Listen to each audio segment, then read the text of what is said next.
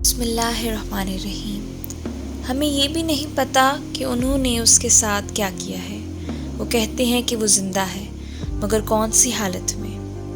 وہ FMC میں ہے، فیڈرل میڈیکل سینٹر کارزویل، جس کو ہاؤس آف ہاررز کہا جاتا ہے۔ جب ہمارے وکیل عافیہ کو ملنا چاہتے ہیں، لائرز کو کہا جاتا ہے کہ عافیہ ملنا نہیں چاہتی اور ان کو اجازت نہیں ہے۔ پچھلے 4 سالوں سے ہمارا کوئی بھی رابطہ عافیہ سے نہیں ہے۔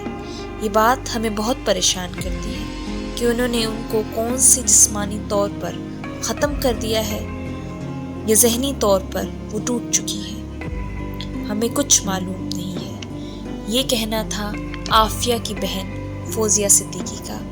ان کی رہائی کی جنگ ان کی بہن اور ان کی ماں پچھلے 18-19 سال سے لڑ رہی ہیں، اور ابھی کچھ دن پہلے عافیہ کی والدہ اپنی بیٹی کی رہائی کی امید لے کر ہی خالق حقیقی سے جا ملی۔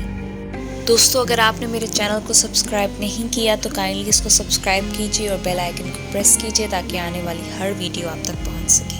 ڈاکٹر عافیہ صدیقی پاکستانی نیورولوجسٹ ہیں جنہوں نے US میں تعلیم حاصل کی اور 1995 میں MIT سے گریجویٹ ہوئیں۔ 2001 میں انہوں نے اپنی PhD ڈگری برینڈائس یونیورسٹی سے اور 9/11 کے اٹیکس کے بعد وہ پاکستان واپس آ گئیں۔ ڈاکٹر عافیہ صدیقی کا کیس انتہائی پراسرار طور پر دنیا کے سامنے پیش کیا گیا۔ انہوں نے پاکستان کی بیٹی بھی کہا جاتا ہے اور لیڈی القاعدہ کے نام سے بھی ویسٹ کے چینلز میں ان کی خبریں جاری ہوتی رہیں۔ اس وقت وہ FMC میں 86 سال کی سزا کاٹ رہی ہیں۔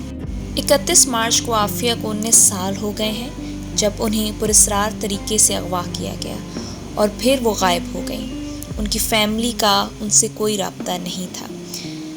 عافیہ صدیقی کی بہن فوزیہ صدیقی نے بتایا کہ پاکستان کی ایجنسیز نے گرفتار کیا عافیہ کو اور بعد میں امریکن ایجنسیز کے حوالے کر دیا گیا۔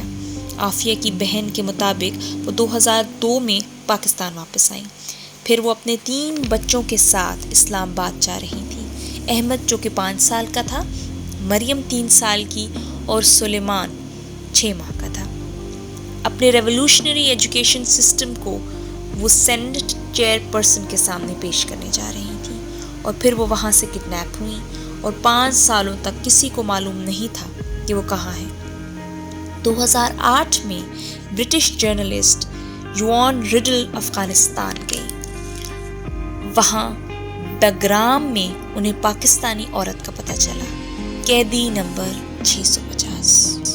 جرنلسٹ کے مطابق امریکہ نے کہا کہ بگرام میں کوئی بھی خاتون قیدی نہیں ہے، جبکہ مجھے یقین نہیں آیا کیونکہ وہ بہت سے لوگوں سے پوچھ چکی تھی جنہوں نے عورت کو بگرام میں دیکھا اور اس کے بعد اس کے بارے میں بتایا۔ تحقیق کے بعد ان کو معلوم ہوا کہ وہ ڈاکٹر عافیہ صدیقی تھی۔ اس کے بعد وہ جرنلسٹ پاکستان آئی اور پھر پریس کانفرنس کی جہاں پولیٹیشنز موجود تھے اور انہوں نے یہ یقین دہانی دلائی کہ وہ عافیہ صدیقی کو پاکستان واپس لائیں گے، لیکن اب 19 سال سے وہ بازیاب نہیں ہوئی۔ عافیہ صدیقی کو القاعدہ سے تعلق کے شک کی بنا پر کڈنیپ کیا گیا تھا۔ ان کی بہن کے مطابق خالق شیخ المحمد نے ان کا نام لیا جبکہ وہ ایک دعا پڑھ رہے تھے، اللہم انی اسألک العافیہ۔ یہ ایک دعا ہے جس کا مطلب ہے اے اللہ میں تیری عافیت چاہتا ہوں، یعنی کہ جس معاملے سے بھی آپ گزر رہے ہیں اس میں آپ اللہ تعالیٰ سے برداشت کی اور عافیت کی دعا مانگتے ہیں۔ چونکہ اس دعا میں عافیہ کا نام ہے، یعنی کہ عافیہ کے نام سے اس کو جوڑ دیا گیا، اور اس کے بعد ایجنسیز نے ڈاکٹر عافیہ صدیقی کو گرفتار کر لیا۔ جس دن عافیہ صدیقی غائب ہوئی تھی، ان کی بہن کے مطابق یہ ان کی عدت کا آخری دن تھا۔ رپورٹس کے مطابق کہا یہ جا رہا تھا کہ ڈاکٹر عافیہ صدیقی نے کسی سے شادی کر لی، جو بالکل ممکن نہیں تھا کیونکہ عافیہ صدیقی کے طلاق کے کاغذات بھی ابھی مکمل طور پر نہیں جمع کرائے گئے تھے۔ صحافی نے بتایا پھر وہ افغانستان واپس گئیں جہاں معلوم ہوا کہ ان کو مار دیا گیا ہے۔ عافیہ کی بہن کے مطابق 2008 میں ان کو رہا کر دیا گیا اور US سروس مین نے ان کو گولی مار دی۔ وہ گورنر ہاؤس میں تھیں جہاں ان کو جانے کی اجازت دے دی گئی۔ پھر ان کو 3 گولیاں ماری گئیں۔ وہ گر گئی اور سمجھا گیا کہ وہ مر گئی ہے، لیکن وہ زندہ تھی۔ ان کو پھر بگرام لے گیا اور پھر وہاں سے ان کو US لے جایا گیا اور وہاں سے ان کو جج کے سامنے پیش کیا گیا، اور جج نے فوراً کہا کہ پاکستانی عورت کو یہاں کیسے لایا جا سکتا ہے بغیر کسی دستاویزات کے۔